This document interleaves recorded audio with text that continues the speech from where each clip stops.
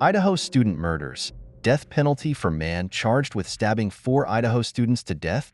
The horrific event that occurred on the night of November 13, 2022 shocked the entire United States. 4 young University of Idaho students, Maddie Mogen, Kayla Goncalves, Ethan Chapin, and Xana Kernodle, were brutally murdered in their off-campus rental home in Moscow, a small town in northern Idaho. The crime has deeply traumatized the local community, and the grief and suffering of the victims' families has rippled across the country. After months of meticulous investigation, police identified the primary suspect as 28-year-old graduate student Brian Kohberger from Washington State University. Kohberger was arrested on December 30, 2022 at his parents' home in Pennsylvania and later extradited to Idaho to face 4 counts of first-degree murder and 1 count of burglary. 2 of the female victims, Madison Mogen and Xana Kernodle, lived in the home. They worked at the same local restaurant. The 3rd victim, Kayla Goncalves, had just moved out but returned for a nearby party. The 4th victim, Ethan Chapin, was Kernodle's boyfriend who had stayed over that night. 2 other female roommates in the house were unharmed. On the night of November 13, 2022, police received an emergency call from the University of Idaho dorms. At the scene, they found the 4 students, Maddie Mogen, 21, Kayla Goncalves, 21, Ethan Chapin, 20, and Xana Kernodle, 20, brutally murdered with multiple stab wounds. The victims were attacked inside their 3-story rental home, located about a 10-minute walk from the university's main campus. Earlier that evening, 2 of the 4 victims, Chapin and Kernodle, were believed to have attended a party at the nearby Sigma Chi fraternity house from 8 p.m. to 9 p.m. They returned home around 1:45 a.m. That same night, the other 2 victims, Mogen and Goncalves, went to the Corner Club, a sports bar downtown, around 10 p.m., leaving at 1:30 a.m. A Twitch live stream from the Grub Truck, a food truck south of the Friendship Square on Main Street and 4th Street, showed Mogen and Goncalves chatting and smiling, receiving food around 1:41 a.m., and then leaving for what police initially said was an Uber ride home, a trip of about a mile. Police later clarified that the ride was provided by a private party, and they arrived home around 1:56 a.m. According to the surviving roommates, the 4 students returned home around 2 a.m. 7 unanswered phone calls were made from Goncalves' phone to an ex-boyfriend, a former classmate, from 2:26 a.m. to 2:52 a.m., and 3 unanswered calls were made from Mogen's phone to the same person from 2:44 a.m. to 2:52 a.m. These calls were investigated, with police concluding they do not believe the recipient of the missed calls was involved in the crime.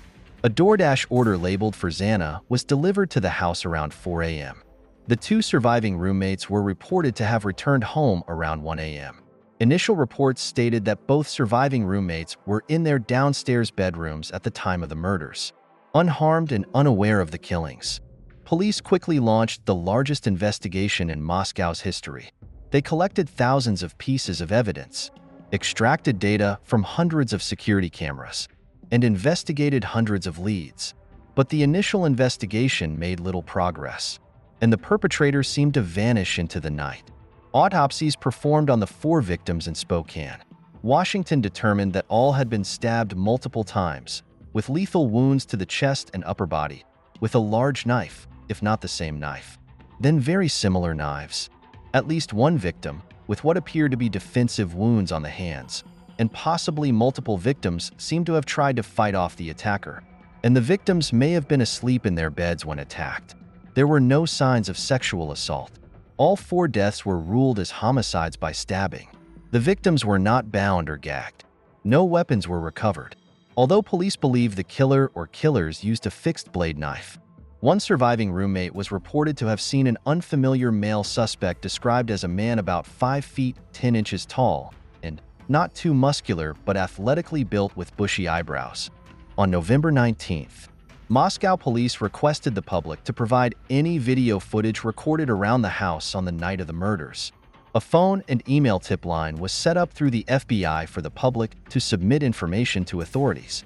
By December 5th, 2.600 emails, 2.700 phone calls, and 1.000 digital media submissions had been received on these tip lines. By December 24th, investigators reported receiving at least 15.000 tips related to the case.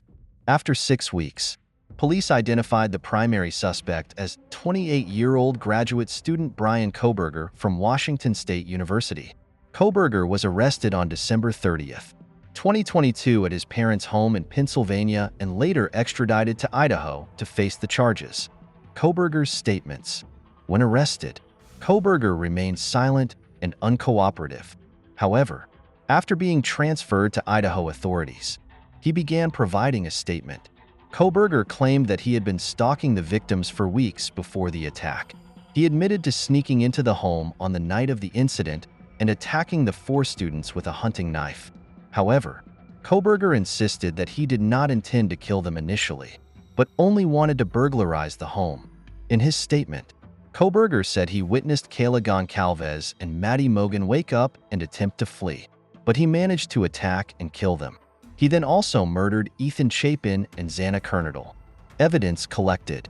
Police have gathered extensive evidence related to the case, including Kohberger's fingerprints found at the crime scene, security camera footage showing Kohberger's vehicle circling the area on the night of the murders, Kohberger's cell phone records indicating he was in the vicinity of the rental home that night, clothing and shoes belonging to Kohberger that may have the victim's blood on them, items seized from Kohberger's home, such as a knife and gloves. Additionally, police discovered that Kohberger had been searching for information related to the case online in the weeks leading up to the incident. While the investigation has revealed significant evidence against Kohberger, there are still many unanswered questions surrounding the motives and circumstances of the crime. One of the most controversial issues currently is whether the death penalty should be applied if Kohberger is convicted. Kohberger's lawyers have made vigorous efforts to persuade the newly assigned judge in the case, Judge Stephen Hippler, to remove the death penalty from the indictment. They argue that capital punishment in Idaho is currently unconstitutional and violates the 8th Amendment of the U.S. Constitution prohibiting cruel and unusual punishment. Specifically, they contend that Idaho's 2015 adoption of firing squad executions is cruel and painful for the condemned. However, the prosecutors argue that the defense's arguments are too vague and insufficient to eliminate the death penalty from the case. They contend that considering the methods of execution is premature, as if Kohberger is convicted and sentenced to death, the actual carrying out of the sentence could take decades, during which time the execution methods may have been improved or changed. The prosecutors also emphasize that under Idaho law, a condemned person has the right to choose their own method of execution, so Kohberger could potentially be executed by a method he deems not cruel. Both sides have compelling points. On one hand, death by firing squad may indeed be a cruel and unusual punishment, especially if the condemned suffers prolonged agony in their final moments. On the other hand, completely removing the death penalty from the case due to concerns over the execution method seems premature, as laws and technologies can change significantly over the course of many decades. As the case awaits Judge Hippler's final ruling, the investigation and prosecution are proceeding with great care.